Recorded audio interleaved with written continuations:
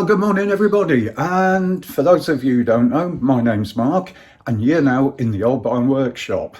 So what are we doing today? Shall we go and have a look? So the Old Bone Workshop is my workshop, and these are my own personal bikes I'm currently working on. And the one we're going to work on today is this Yamaha 600 Diversion. So let's take a look and see what we're going to do. As you can see, there's a pile of bits just here. So this bike wouldn't, the clutch wouldn't operate properly, and it kind of felt like the engine was locked, although you could get it to turn, but it wasn't really happy with it. So I had a look to see if the clutch had been rebuilt properly, knowing that it had a new clutch in it, and it had. Put it all back together, no, still not right. And then I decided to really go full depth. Now normally when you rebuild a clutch, you don't take the basket off, you just change all of the content. But this had the basket off. So I thought, right, let's take that off. And then behind there, I found this broken gear. So what had happened, I think, is when the basket was put back on, that oil pump gear needs to mesh. And I think probably it wasn't in mesh. So as the basket was tightened up, it just sheared that gear. And what we found was the piece that had broken was wedged in underneath the basket gear, and that kind of locked the engine. Now, Yamaha no longer produce these parts, and I couldn't find any new stock, so I've bought second-hand gear. We'll have a look at that in a moment. We're going to fit that, it's only a circlip. We're going to put all this back together, it's not a long job, and then hopefully I can turn the engine over. So that's first job of the day, is to put that lot and the new part back in there. All right, second job of the day.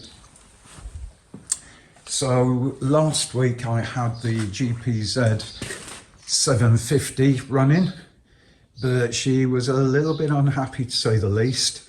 Obviously been sat around a long time, and I think the carbs could do with the cleaning.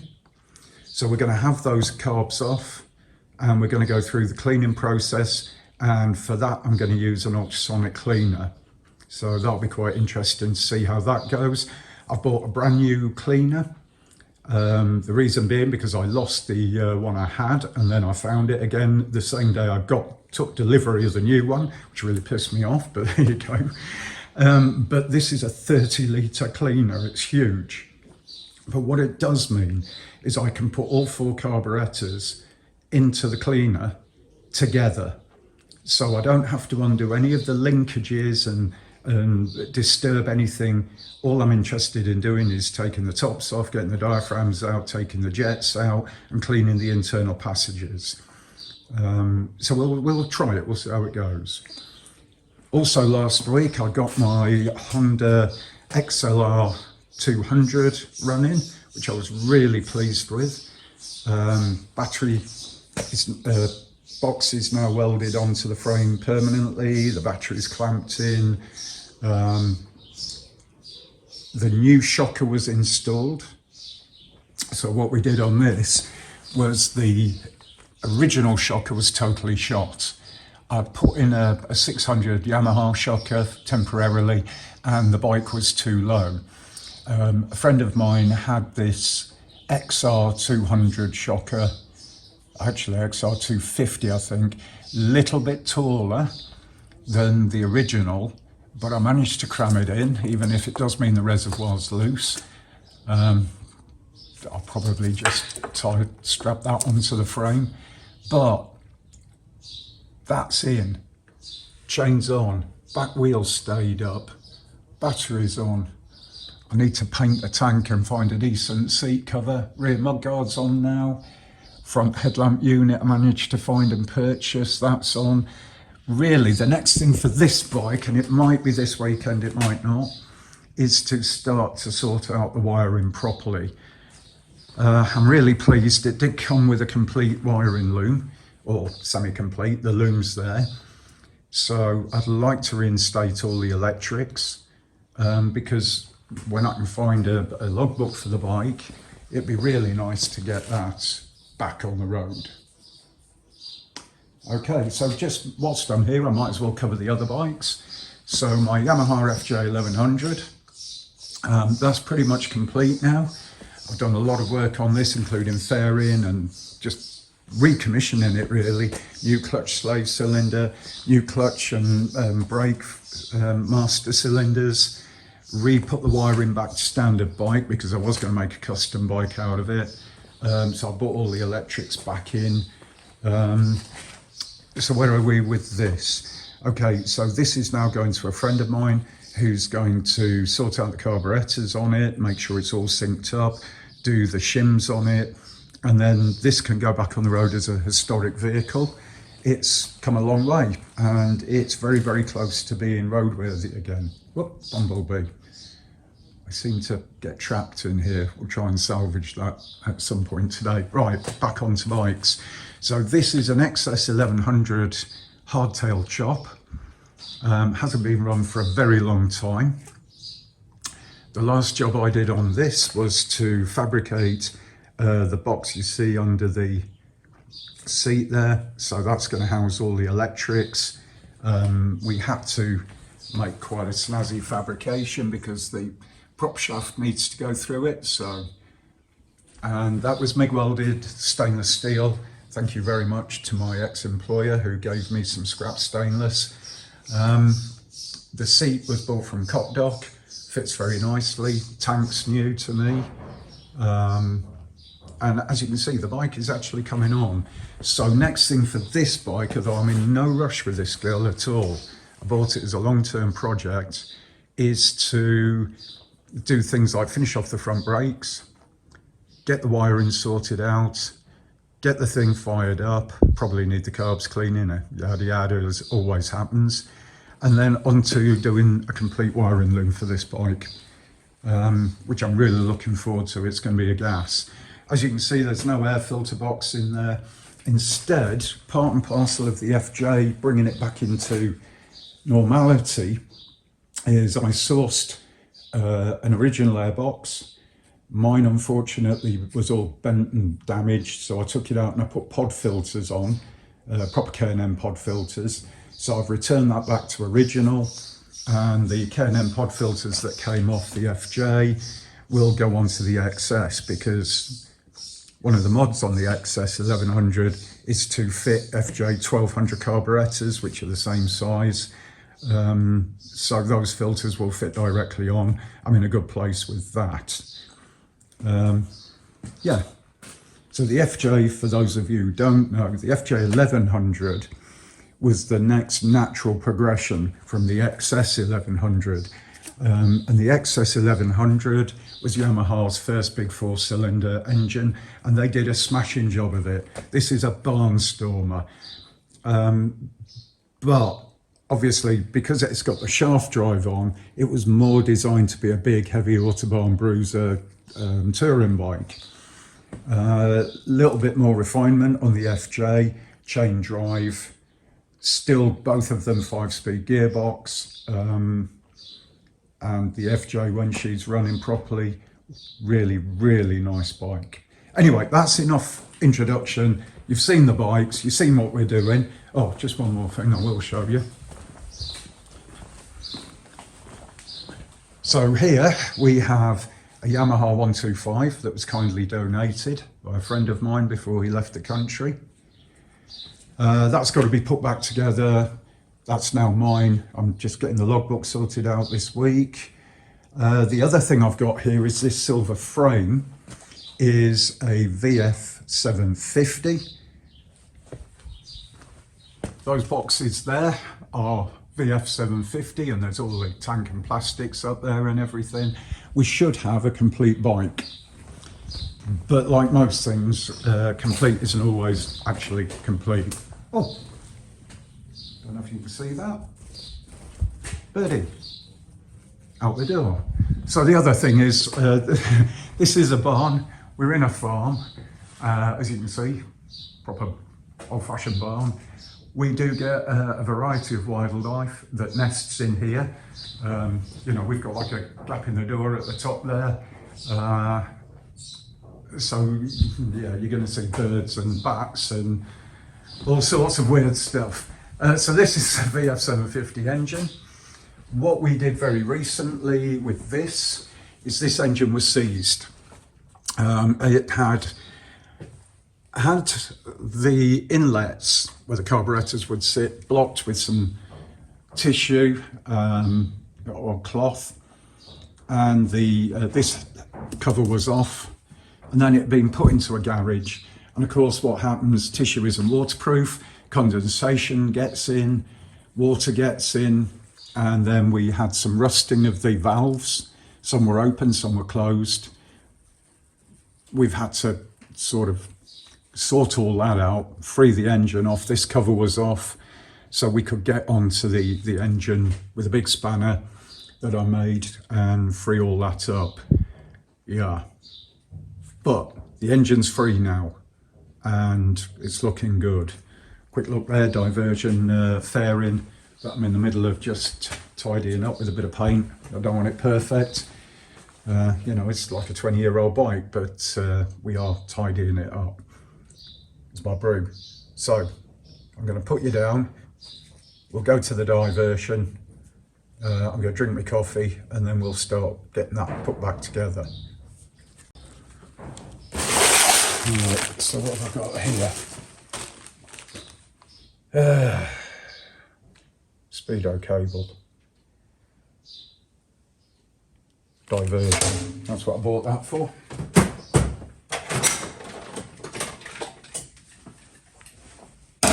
Weaponry of choice.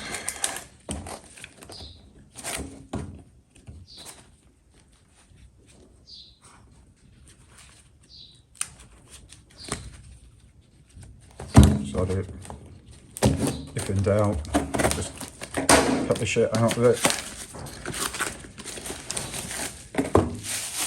Always exciting getting presents.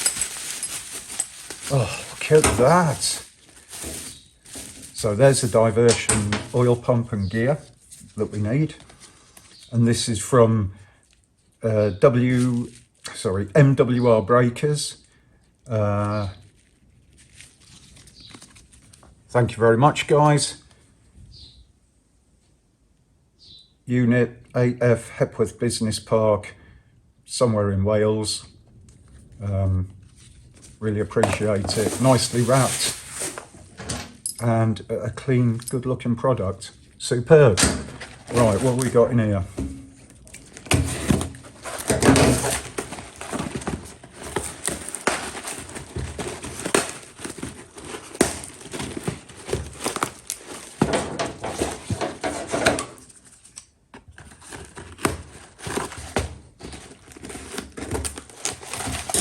Well, super kinky packaging. Woo! Look at that. Love it. Okay, yeah. So that's a GPZ 750 rear indicator. One of mine has been broken. Again, nicely packaged. Thank you very much. Trying to think who the hell that's come from. I think this is a private seller.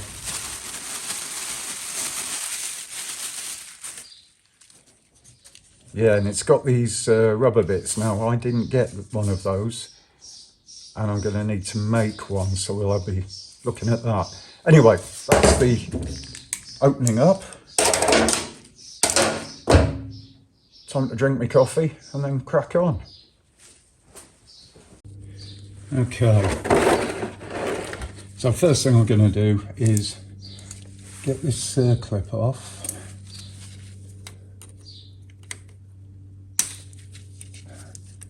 Now, one thing I really have to do is buy some decent circlip pliers.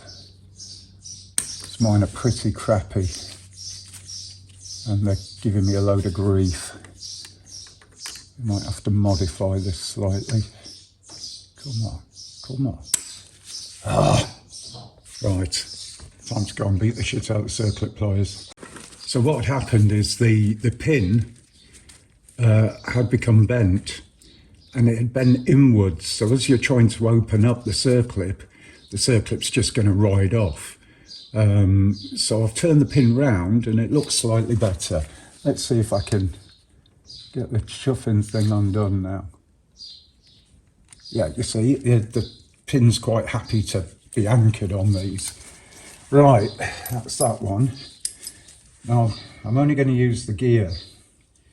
The reason being is I'm presuming the oil pump is good.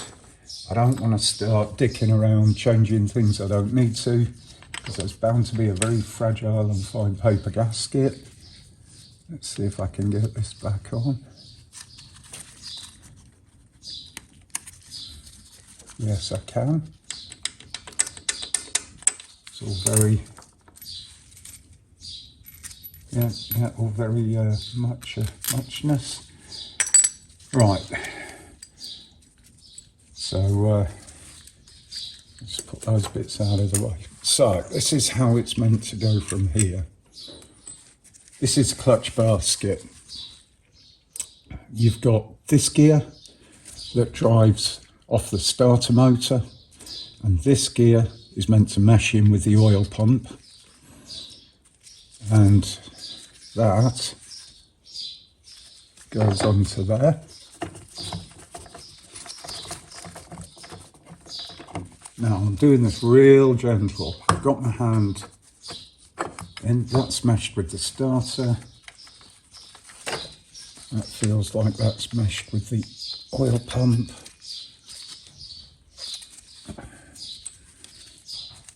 Then we have that.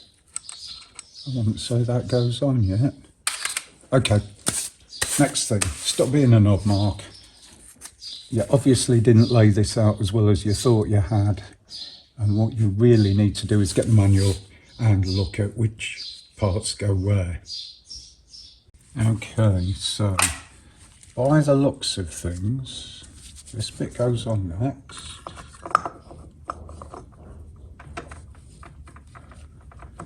So this is the inner. Now that feels like that's rubbing and is catching. So does that go on, whoops, first? Is that the shim? So when I look at the manual, it doesn't actually show this bit, which is highly, highly, highly annoying. But I've got a feeling that that has to go on there like that. Then that goes on. That's better, because now that can turn, it's not rubbing on the back. So that's how that goes. Now we've got a tabbed washer, and I'm going to have to reuse it. So these tabs fit into these dimples, like so. Then when we tighten the nut on and get that really tight, we would bend back the outer tabs, and this locks this nut, because obviously the last thing you want is this coming undone and the clutch falling out. And yes, it has happened. Normally you would replace this washer, but I'll be honest, it isn't going to do any harm to reuse it. Sorry, it's getting a bit windy, you can hear the doors banging. There's not a lot I can do about it. The joys of being in an old barn, really. Okay, so in order to tighten this nut, I've got to hold this rock solid. And the way I'm going to do this, normally you make up a tool that sits on here, and you can use one of the old steel plates and then weld a handle on, and it's all very jolly and lovely. But I haven't got the right tool, I haven't got anything to do this with. So what I do is this shaft connects directly to the gearbox, or this connects to the engine. So this is engine to gearbox drive. So I put this into gear. I then put a bar through the back wheel, all padded, and then I can lock this whole assembly up solid, and that gives me the ability then to put some torque on that nut. So I'm going to get this set up and then show you what we're doing. Okay, so as you can see, this is a pretty big nut and it does a very important job.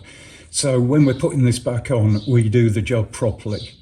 Okay, so what we have here is big socket and a torque wrench. The torque setting for this, and they call this the clutch boss nut, is 50 pounds-feet. So that's old money. What would that be in Newton meters? Probably something like 30 Newton meters. I don't know. You can convert it yourself, but this is an old torque wrench, pounds-feet. Oh, I'm an old guy, so I can live with it. All right, let's get this torqued up.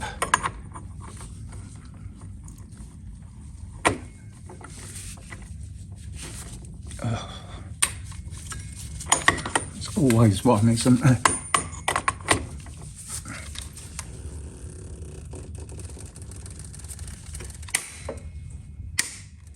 That click signifies we're at the right pressure. Simple as that. Now, always, always, always with torque wrenches, when you finish with them, unwind them. You never leave them loaded under pressure. If you do, you'll ruin them. There you go, job done. Okay, so time to start and rebuild the clutch. No, time to bang the tab over. I think, let's take the bar out of the back end now. I think that's the one I need to bend over. Right. So these are always as awkward as hell to get into. But what you can do is get a chisel in there. Just gently tap in. You're not trying to obviously damage anything.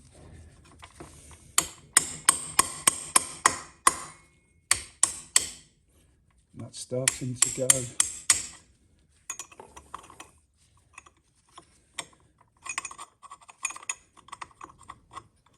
Fiddly, and you want to be fairly accurate.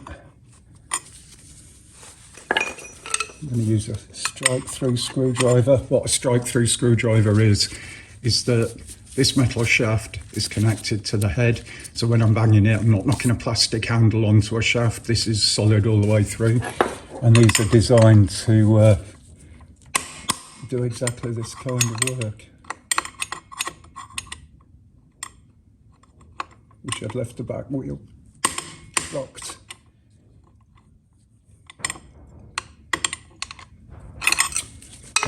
Fiddly. Just dropping everything today. Right, let's do it this way, Marky boy.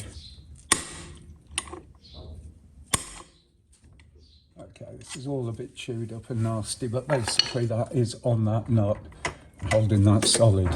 So, this is what you'd call a clutch pack. So these are a friction material, a steel plate, friction material, steel plate, friction, steel, blah, blah, blah, until you build up a whole amount of them. And these plates run in oil. So this is a wet clutch. And this is what you use to transmit the power from the engine into the gearbox, or disconnect the power from the engine and gearbox so you can change gear. So the friction plates have got the layers on. They lock into the outer engine side. The steel plates lock onto the inner, the gearbox side. And when they're put under pressure, they lock together, even though they're oily and slippy. Believe you me, motorcycle oil is one of the slippiest things you're ever going to come across. But they're held under pressure by some springs, which you'll see in a moment.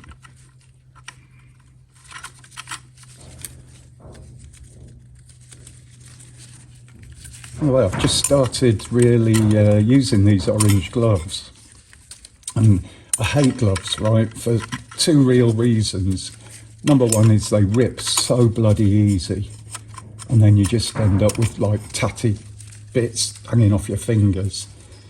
Second thing is I find that they're not very grippy.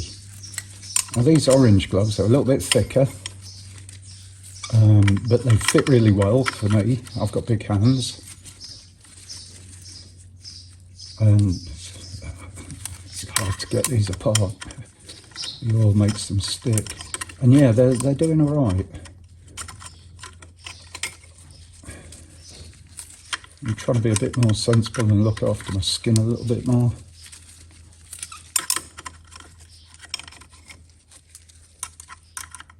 Right. So that's now the clutch pack together. So what we do next is we put this plate on. So this is the last metal cover, if you like, and it's also toothed, so it locks everything together. And what you have to do is fit it, and then, is that going to drop in? No. So you turn it around one, you fit it, no. Hopefully, there you go, that snaps in. So next thing is we have these bolts, big washer, that just goes in there.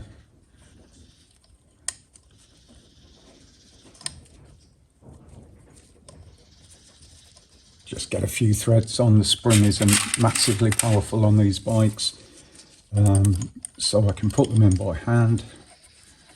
Actually, I never thought to check if there's a torque wrench setting for these. There probably is. I'll have a look in the book, because I've got to go up and get a socket. And if there is a torque wrench setting, come on.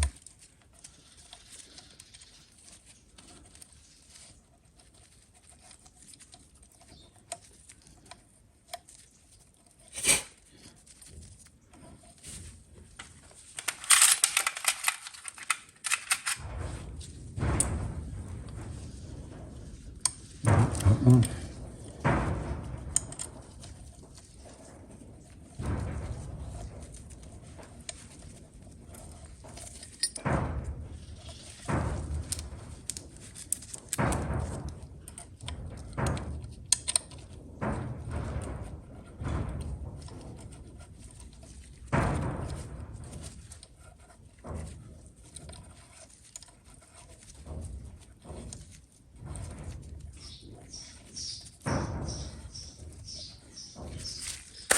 Right, and this is why we wear gloves. Okay, so we're now going to use a smaller torque wrench. Now, this is specifically designed for motorcycles because the torques are a lot lower than other vehicles. But this doesn't really, it starts at 6 Newton meters, which is something like maybe 3 pounds-feet or whatever. I'm doing this in Newton meters because it's in the book, so I've got to do it in Newton meters. And yeah, I'm right down at the bottom end of the scale, so this is a very small amount of torque.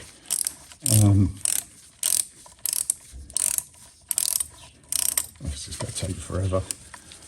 This is where you just want to gun them.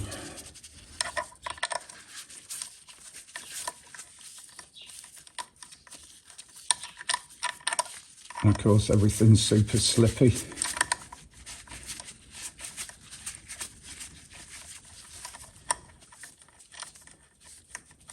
Why didn't I just pull my ratchet out?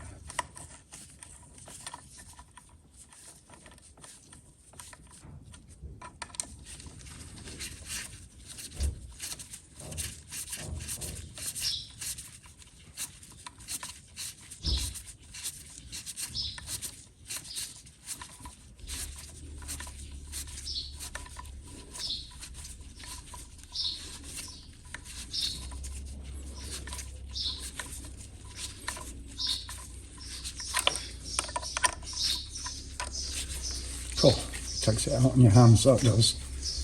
Right, I'm going to give in. I'm going to go and get my ratchet. I'm a great believer in not making life harder for yourself. So, oops, wrong way. So, using the right tools, it just helps.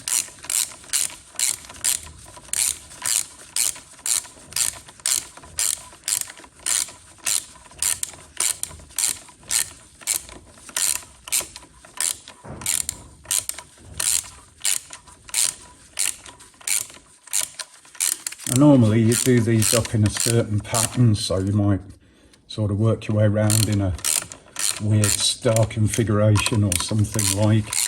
But to be quite honest with you, this clutch isn't really a super duper powerful one, and you know, you can see that I'm not really having to put a lot of torque onto these bolts to do them up.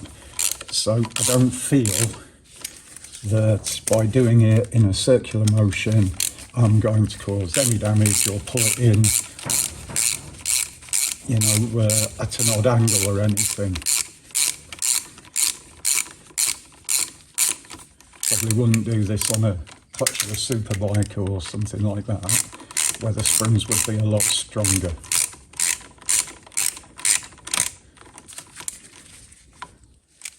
I'm literally just, as these are tightening up, kissing the, you know, the bottom of the, how can I put it?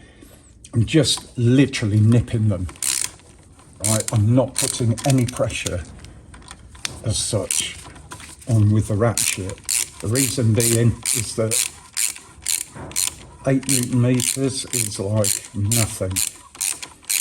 And I could easily over tighten them just by, you know, bottoming it out. Right, torque wrench is set. Let's see if I can.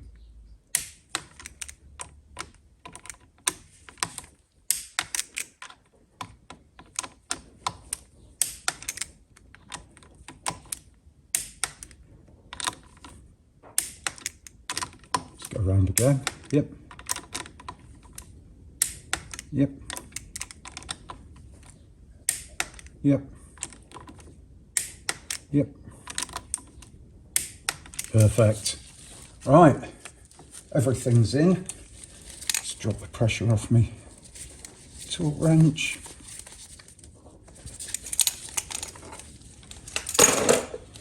So the next thing to do is we have this little drop-in device here. So what this does is this meshes up with the clutch system. I'm just looking to see which way this goes in. Oh, bollocks. I've cocked this up. Guys, that should be sat inside there. So I'm going to have to undo all this again, because I've been a dick. Why didn't I look at the drawing? Really, Mark? What a knobhead.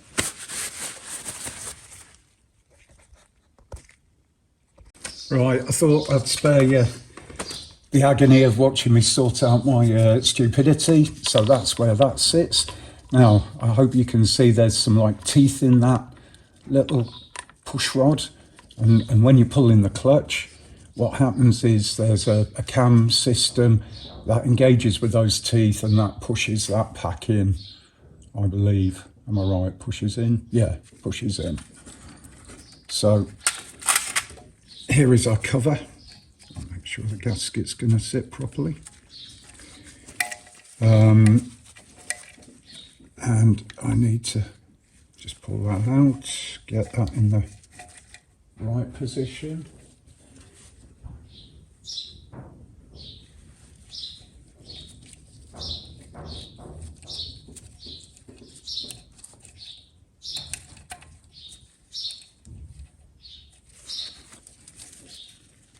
And then fit this on.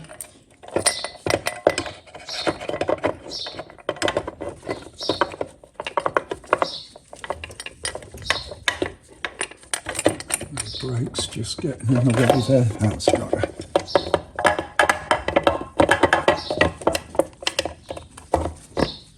there we are. That's on. Now,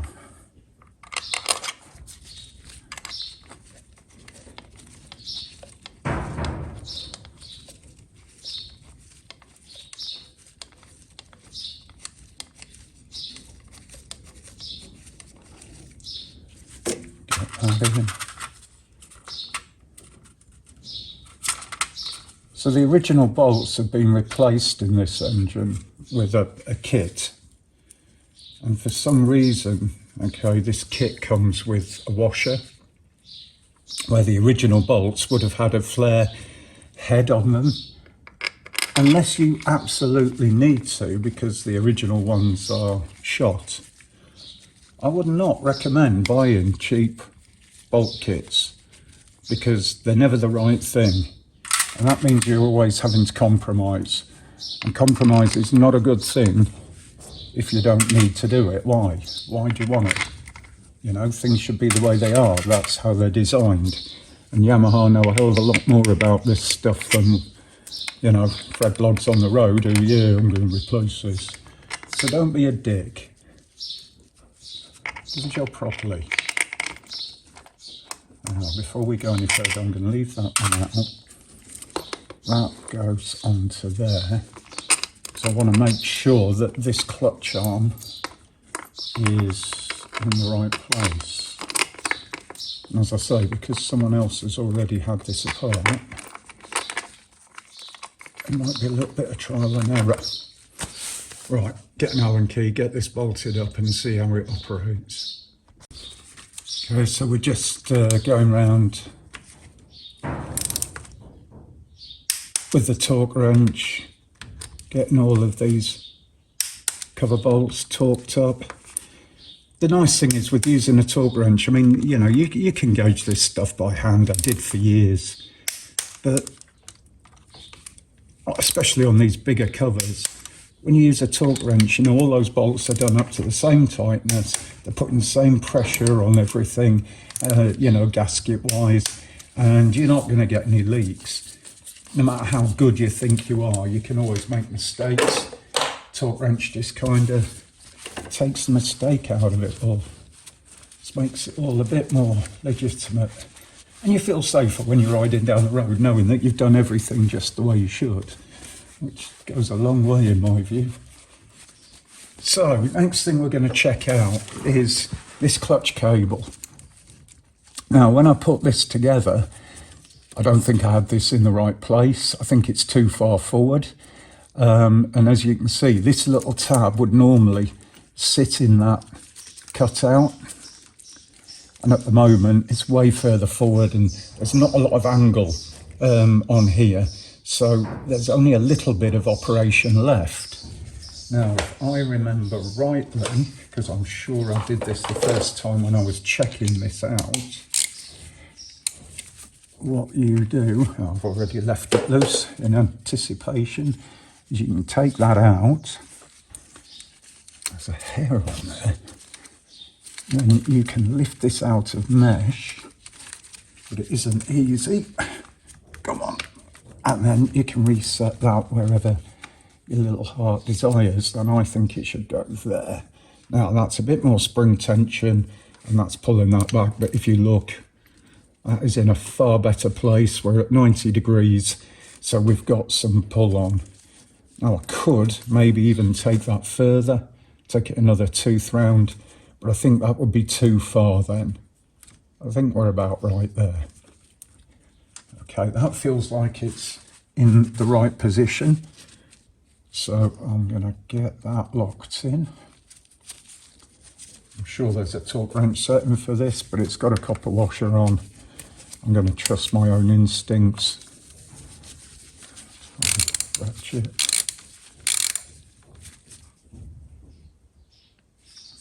There. Now, fit that in. Take a little bit of slack off this cable. Back to its end stop. There's also a little bit of adjustment up the top there. Maybe I do need to take this round. If I do, I can always redo it. I'm not too bothered if it has to be. Right. So you watch that. I'm going to pull on the old clutch lever and I'm expecting... I need to adjust it up here as well. I've got a sneaky feeling this isn't the right clutch cable. And obviously you can't see this, but you will see the effect of it in a minute. Yeah, this is coming out to quite a lot of adjustment.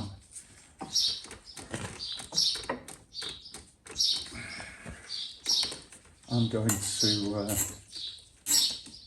pop that round one more time because I'm nearly out of adjustment on both ends and that's too much. Right, so I've taken all the adjustment off here. I'll take all the adjustment off there again and we'll remove this round. I'll show you what I'm doing up there once I've clocked this round. See how this curls up and it's not natural. You can see the other cables now curling that way, unless this hasn't been put in correctly, which could be the case. I haven't really got a good clear picture. Right, I've taken everything off that. That's out. Let's get our bolt out.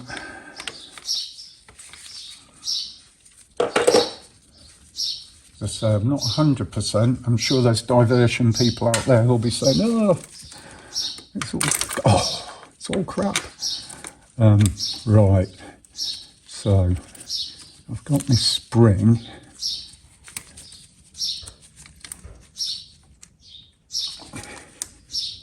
Why does that feel like it doesn't want to turn at all? Well, let's get that locked in. It's funny how such a simple job can eat away the hours. Is that not home? Yes, it is home. It's maybe being cack-handed.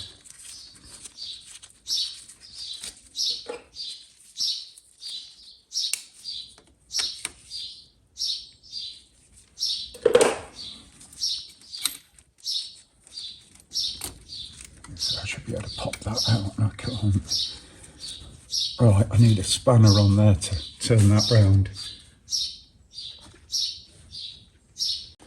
Okay, when I get the spanner on here, so I'm now operating the clutch, that's not at a good angle and that cable won't fit in there. So it was right before, I think it should go in so that the arm is at 90 degrees.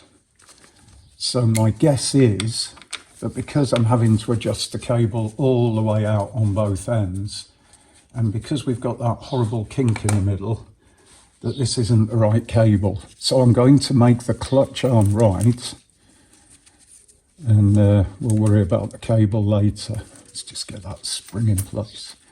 All right, be an ass. Now we can get the spring in place. There, that's better. So that's definitely the way that should operate. I'm happy with that. So you're probably wondering a little bit about why I don't know how things are meant to be done on this bike, if you like, for want of a better word. So what's happened is this was a bike that was donated to me. A friend of mine has left the country, and what he did is he stripped this bike down. He's done lots of really brilliant work on it, new frame, lots of new pieces, new tyres, wheels being powder coated, the brakes have been overhauled, the forks have been overhauled. I mean, pretty much anything on the bike has been overhauled. So I never took this bike apart. And obviously, if I'm working on my own bikes, I take note of how things are taken apart, video it, photograph it, look back at my own YouTube stuff just to verify parts and, you know, placement. And I haven't got any of that anecdotal evidence. Right, let's go have a look up top. So here we are up top, clutch lever end, and we aren't even putting any tension on this. So you adjust the clutch lever using this thingy here, just unscrews.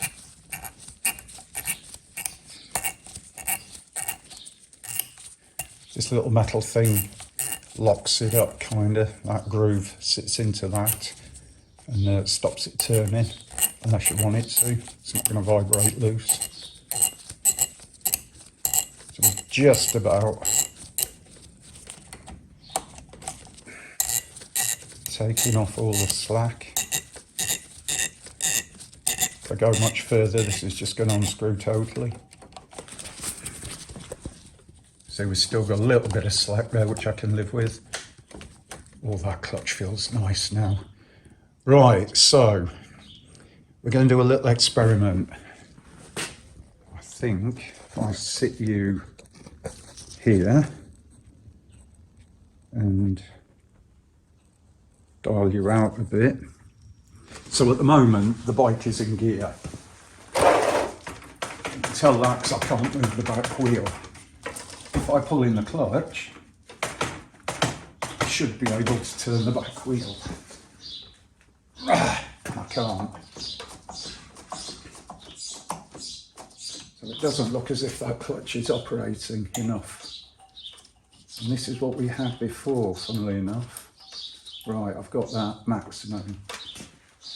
What I'm going to do is take it out of first gear. Got it in a higher gear now, which should make it easier. No. Right, I've got it freed. I shouldn't need to rattle it to free it off. And as soon as I let the clutch out, that locks up again. So, we still have a problem. Take that out with the gearbox and clutch. I wonder if it's just dragging because it's a new clutch. Let's get some oil back in the engine and we'll figure it. Well, this diversion's proven to be a bit of a bloody disaster for me. Clutch feels positive. It feels like it's doing clutch type things. But if I pull that clutch in,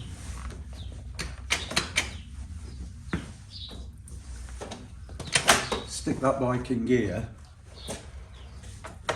oh, I don't know, it's free enough. Maybe the oil's doing it some good. Ah, actually, for a new clutch,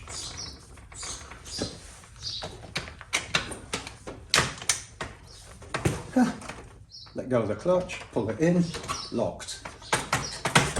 Bang it around a bit, and it frees up. It's almost as if the plates are dragging in the basket. Maybe the springs just aren't strong enough to separate it. I don't know. I really don't know. Okay, so this is one I'm going to just